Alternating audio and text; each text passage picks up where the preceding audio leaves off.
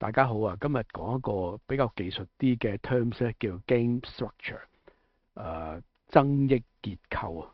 咁咩嚟嘅咧？咁其實我哋好多時我哋設定一個 mixer 咧，咁我哋會每一個 channel 會有啲輸入咁啦。咁啲輸入咧就乜嘢叫做set 得適合嘅嗰個嘅增益咧？增益 set 得唔好咧，就會導致嗰個噪音會大嘅，咁就即係嗰個噪音同信號比嗰個嘅差異啦。我哋要設定一個game structure 咧，最佳嘅做法咧就係可以做到佢個信號同噪音比去到最大，即係信號最大，噪音最少就最好啦。咁其實簡單講句咧，就係所有嘅 mixer 咧都有一粒掣咧叫做 gain 或者叫做 PM，咁啊視乎你嗰個 mixer 嘅叫法啫，其實都係一樣嘢嚟嘅。咁講之前咧，咁俾大家 show 張圖俾大家睇，你就會知道係邊一粒掣啦。好，俾個 mixer 大家睇下先。就呢度有一個 Soundcraft 嘅 mixer 啦。咁通常咧喺最頂頭嗰粒咧，一般嚟講都係呢粒噶啦。喺個插頭下低少少有一粒掣都叫 gain 嘅。咁呢個就係增益嘅旋鈕啦。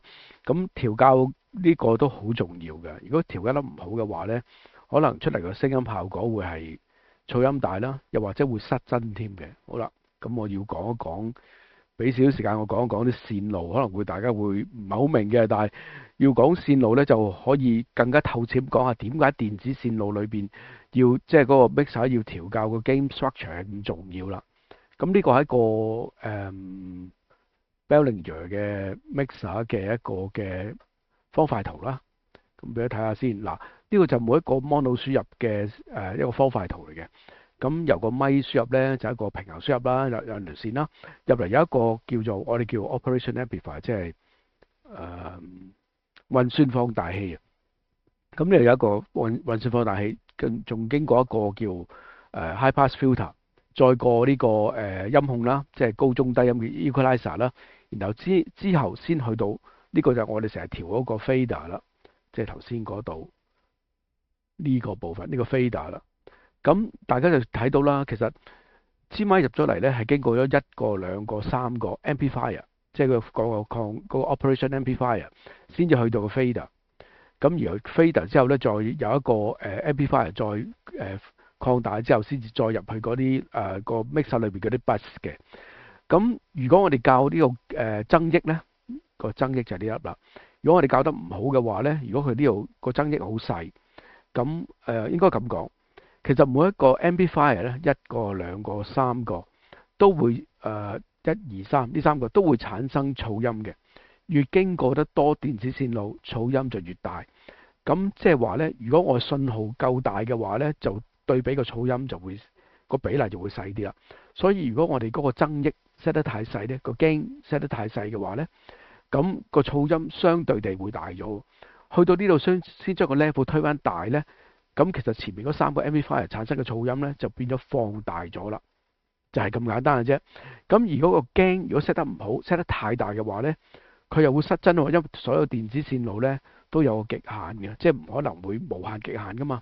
咁電子線路設計出嚟，其實呢啲專業嘅 mixer 咧已經做到係上到正10個 dB 都頂得住噶啦，多過10個 dB 咧就會 creep 啦，即係會削頂啦，削頂就失真啦。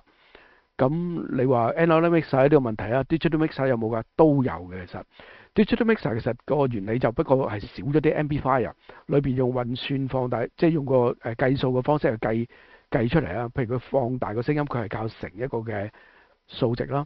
但係如果乘得太大嘅話，都會去到極限㗎嘛。就當 analog hip 嗰個 mixer，佢裏邊內部運作係32 bit 嘅，咁但係 over 咗32 bit 佢都係會 creep 嘅。咁所以其實無論係analog mixer、digital mixer 個 game structure 都係好重要嘅。好，講咗啲概念嘢啦，咁你話咁點樣 set 先叫啱啊？點樣先可以 set 得好啊？其實就唔係好困難嘅啫。咁就我又用翻呢個 Soundcraft 嘅 mixer 介紹啦。咁其實咧，如果每一個 mixer 咧，一般嚟講咧，專業少少嘅都會有一粒叫 pit 嘅燈嘅呢度。咁有啲會可能係頂頭啦嚇，咁whatever，總之每一個 channel 都有個 pit 燈嘅，咁而且有好多 mixer 咧都可以撳 PFL，即係 Pre-Fader Level，咁呢呢粒燈同呢粒掣就好有用啦。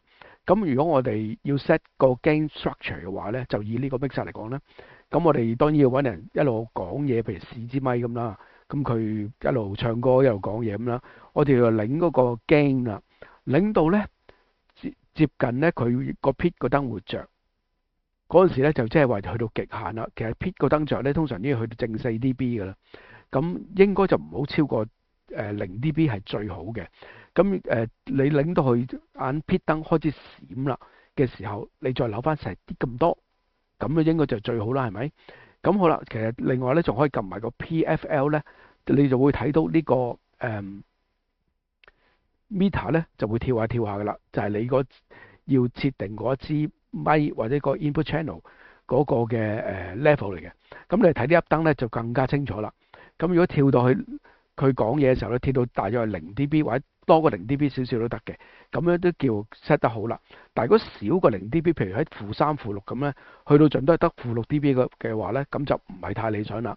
咁即係話咧，放大咗之後咧，個噪音就會跟埋一齊放大啦。所以咧就其實每一支咪喺你未曾正式演出之前咧，都要去設定嘅。咁要去校好晒每一支咪。咁你話哇好多支咪喎，係啊，支咪都要校。咁其實好多樂器都唔使校嘅，譬如鼓咧，你同一 set 鼓嘅話，應該就固定咗㗎啦。你調好一次，你以後都唔使調。但係吉他啊，特別係唱歌嘅歌手咧，每一個人嗰把聲都會有啲差異。有啲人聲音好雄壯，咁可能會導致到 output 大咧就會 creep 添。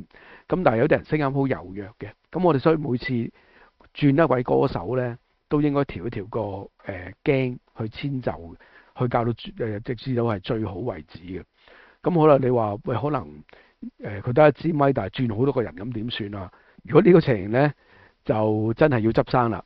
如果兩個使用同一支咪嘅人咧，個聲音係相差好大嘅話咧，理論上你都係要即時調校個 gain 去做到最好嘅 gain structure 嘅。